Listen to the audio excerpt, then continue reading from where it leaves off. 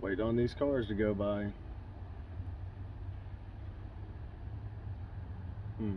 What's going on, guys? It's been a while since I've talked to y'all. Today we're going to be doing a little bit of work on the boat.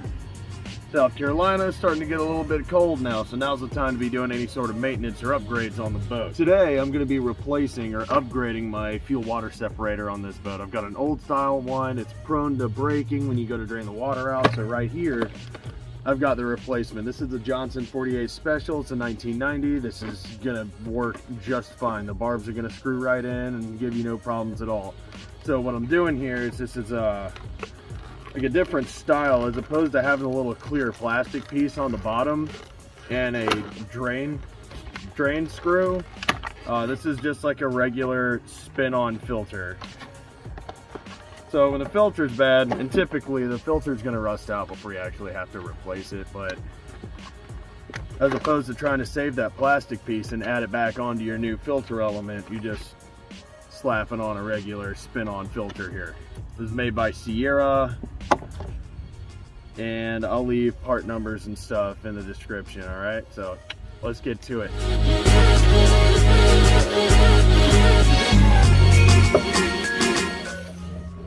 Joys of having a kind of small boat. Holy crap, it's smaller than a 7mm. Looks like a 6. I'm gonna have to use a flathead on that boy. And the top one's an 8.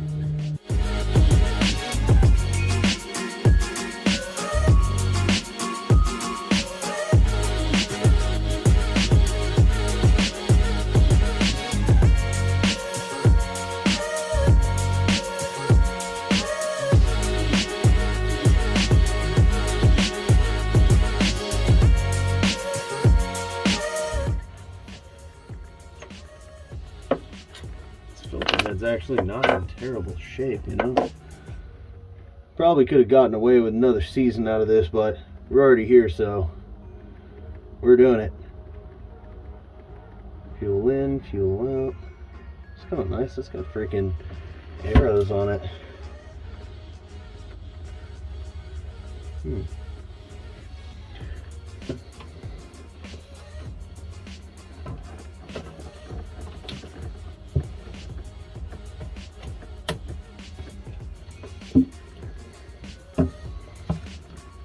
Did this before, actually did a pretty good job. Look at that, the hoses weren't even like seized on there. Yeah, we're keeping these old parts, boy. Oh yeah. All right, this is to the actual fuel tank. Set that down here or up here. You know what, this is the one with the 8mm, the 8mm clamp on it.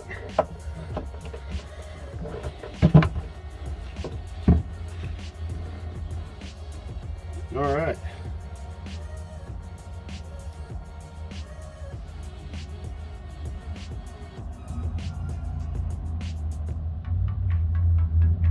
I can't believe it, dude. That thing's actually doesn't even have any water in it.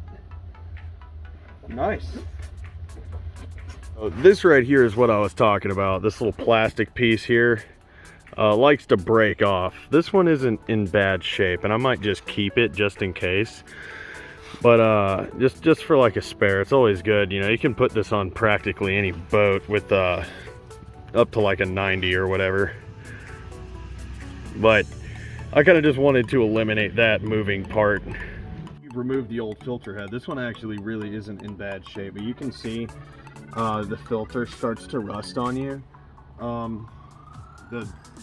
Before the actual filtration element goes bad, it's probably going to rust out and you're going to have to replace it anyway. So there really isn't like some sort of interval that I would be super worried about, even in, I mean, we're in salt water here, but even in fresh water, still going to do the same thing. I'm going to keep this as a spare because it actually is in good shape. And if you look at the top, it's actually got arrows, and I'm very, I was thankful my buddy's Key West, he had it going caddy corner here, and I was like, oh crap, mine's not like that. So I was looking on the new one, and I'm very thankful that it does have arrows as well. So you can see, you know, we're good to go. So what I like to do when I'm threading anything that has like fluid going through it, like oil, fuel, water, you name it. I like to use this Loctite 5117. It's what we use every day. It seals good. It seals real good, and you don't have to worry about it getting deteriorated by fuel or any of that nonsense. So I just call it the goop. We're gonna goop up all our threads on everything minus the actual filter element, and I'll get back to you as soon as we're done. And on the other two sides, it comes with 2 plugs. I'm gonna be throwing plugs in these sides. If you're working with this stuff, make sure you don't get it on anything that you like, because it sticks bad and it don't come out. It's worse than cancer. Typically, I just pull it out. I don't even pull it all the way out. I'll just take it out like that, and I'll dab whatever I want on it, just to minimize mess. This stuff is nasty, and you don't need much. I usually like to put it just around the tip, because when I thread it in, it actually spreads it really well. So that's kind of the thought process behind that. You don't need to paint this crap on, dude. I promise you, that'd be nothing but a plague. You start like just painting this crap all over everything. A little bit goes a long way with this stuff. Just like that, just a little bit of goop. Put it around the edges. That's gonna spread it just absolutely beautifully. We're gonna do the same thing with the plugs, and we're gonna tighten them up, and then we'll be ready to reinstall. Honestly, it's just like that. It's easy. These are the plugs here. They're pretty sure all of these are a 14 mil. Don't round these things out. They will. Don't use a crescent wrench on this. Learn from my mistakes.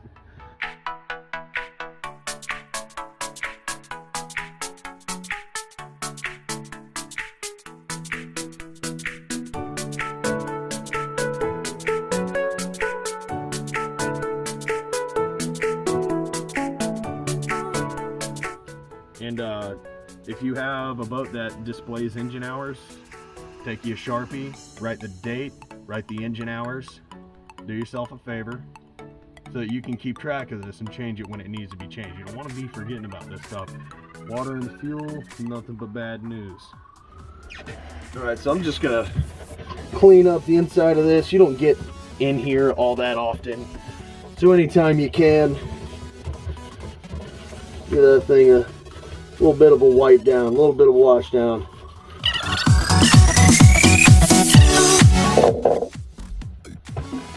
Alright, so the arrow pointing out of the filter will always go to your engine.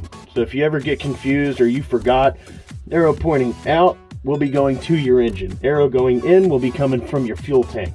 So it's just an easy way to remember. I mean, most of that was common sense anyways, but you know people these days, man.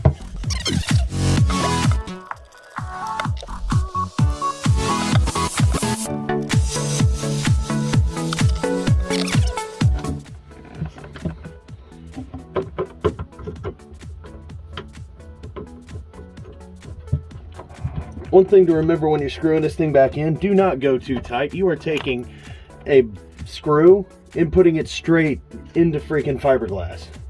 So just chill. It's not that serious. You do not want to strip the threads out on that. I promise you.